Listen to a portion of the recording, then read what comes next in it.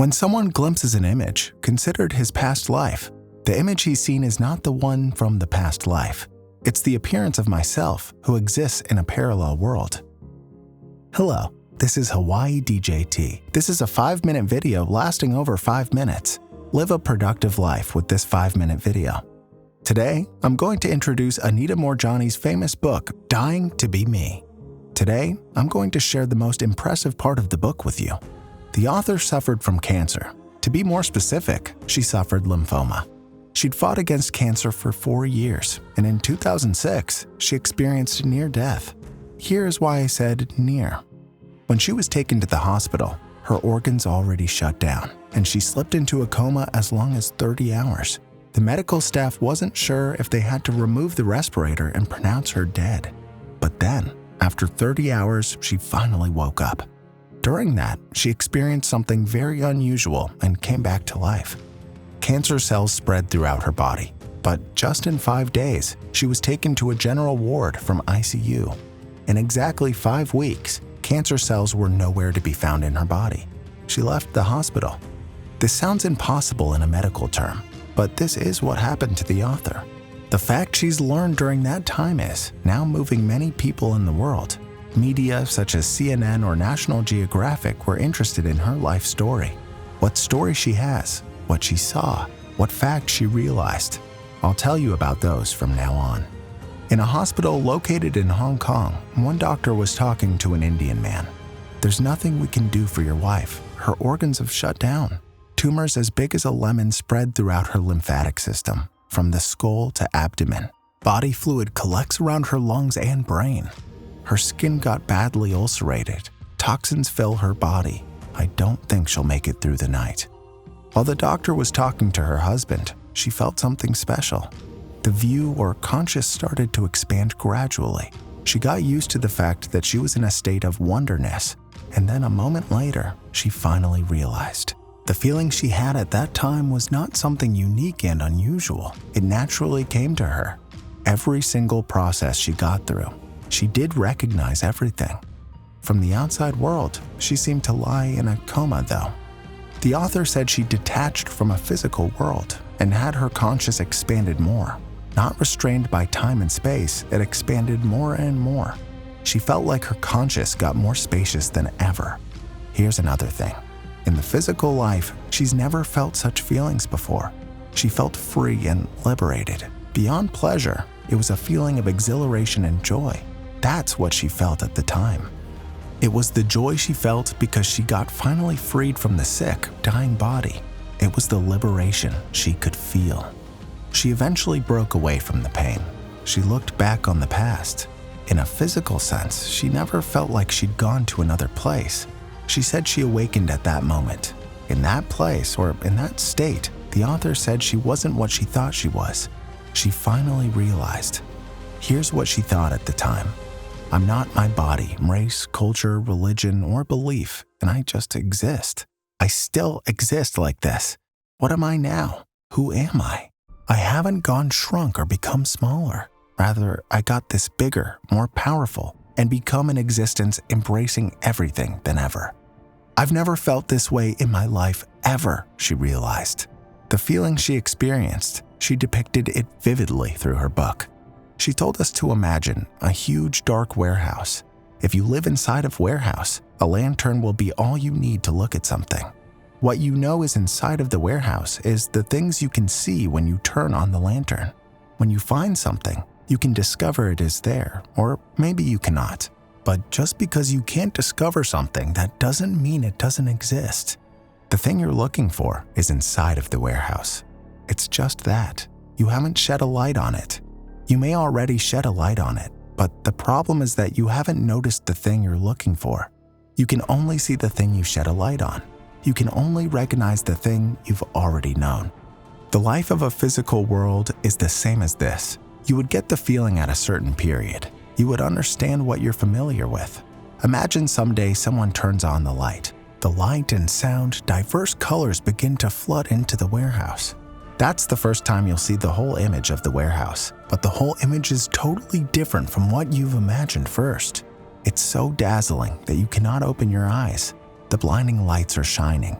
Red, yellow, blue, and green lights shine here and there.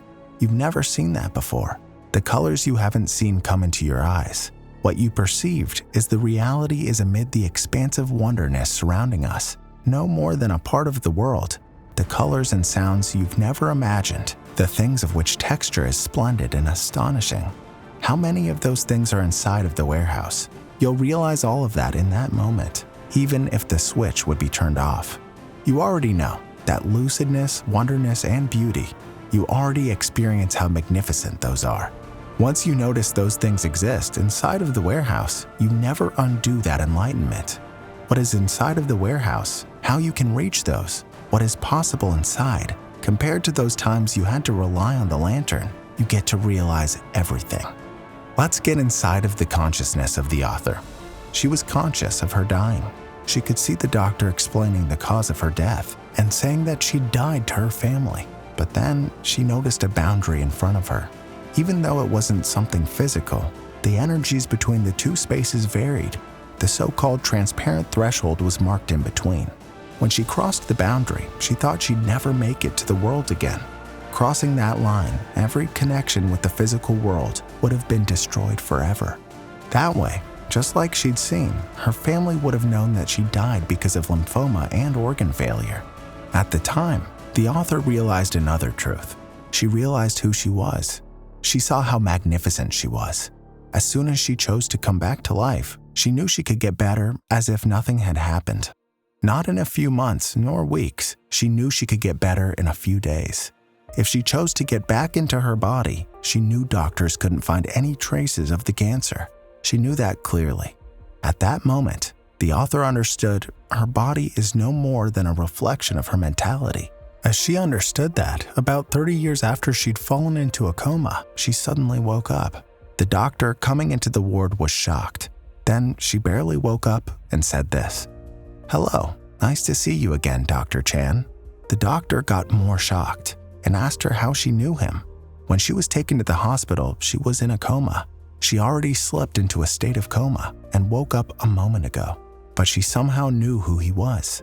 He must have felt surprised. The doctor was totally out of his mind. She continued to say, "Because I saw you. You removed the body fluid around my lungs at night, didn't you? I couldn't breathe." He was totally freaked out and chaotic.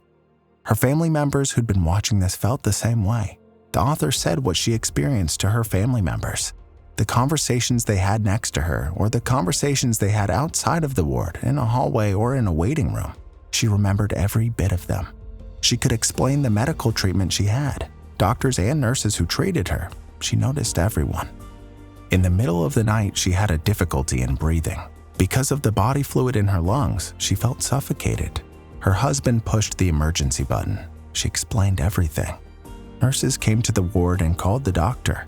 Everyone in the ward thought she was breathing her last breath, and then the doctor came to her. Including the time those things happened, she explained everything in detail. Everyone around her was totally out of their minds. For the next 3 days, she got several medical examinations. The whole workers of the hospital were totally shocked. Another doctor who came to aid her doctor was out of his mind too. The doctor said to himself, "The tumors got smaller than before. They got much smaller. In just 3 days, the lymphedema has shrunk by half." 5 days after she woke up, she was transferred into a general ward from ICU. She had to keep having medical examinations. The date when the results came out, the entire medical workers of the hospital came to her ward to see the results. Everyone looked so serious. Here's the reason why. Her bone marrow biopsy showed that she had no cancer in her body. The medical staff couldn't believe this. The cancer cells must have still inside of her body, but they thought they couldn't find any of those in her body. For that reason, they couldn't decide on what medicine they had to inject her. The hospital eventually decided to send the sample of the result of the biopsy to the biggest pathology laboratory in Hong Kong.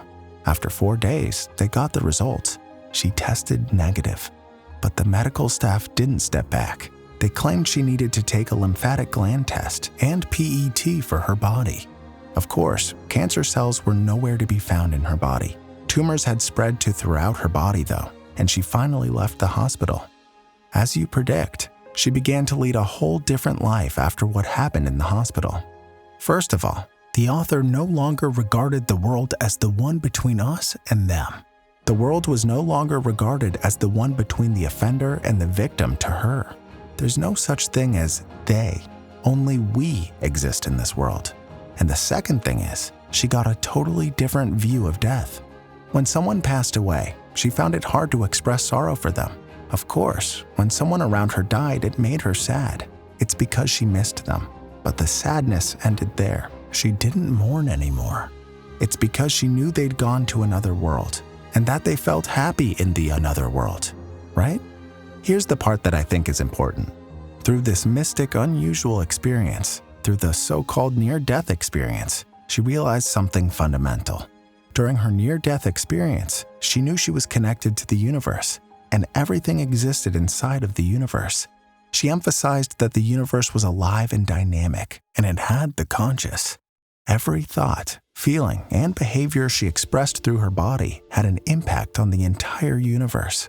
And she also told us about the time.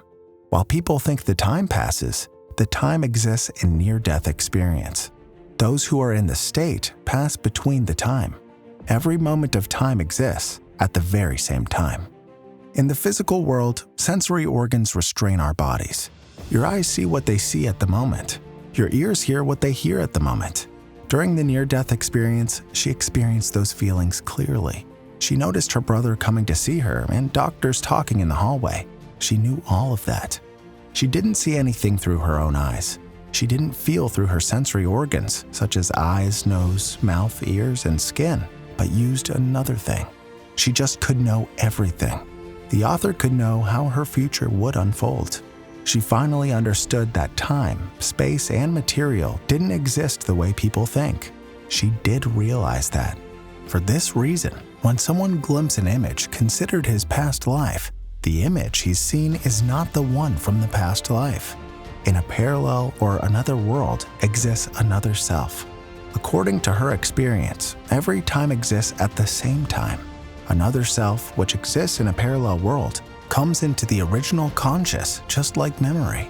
Guys, I want you to remember this. In order to find an answer, we constantly keep wandering outside.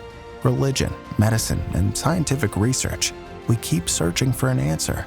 The truth, distant from ourselves, or the answer, could be somewhere outside. We tend to think like this because they seem out of reach. The more we tend to think like that, the more we lose our way. It's because we get further from who we are. Just like she said, if the universe exists inside of us, my answer would be inside of me, and your answers would be inside of you. What seemed to happen outside of the world may actually be happening inside of you to let you realize something by yourselves. You're not confined to your body. Race, religion, or any belief cannot solely decide who you are.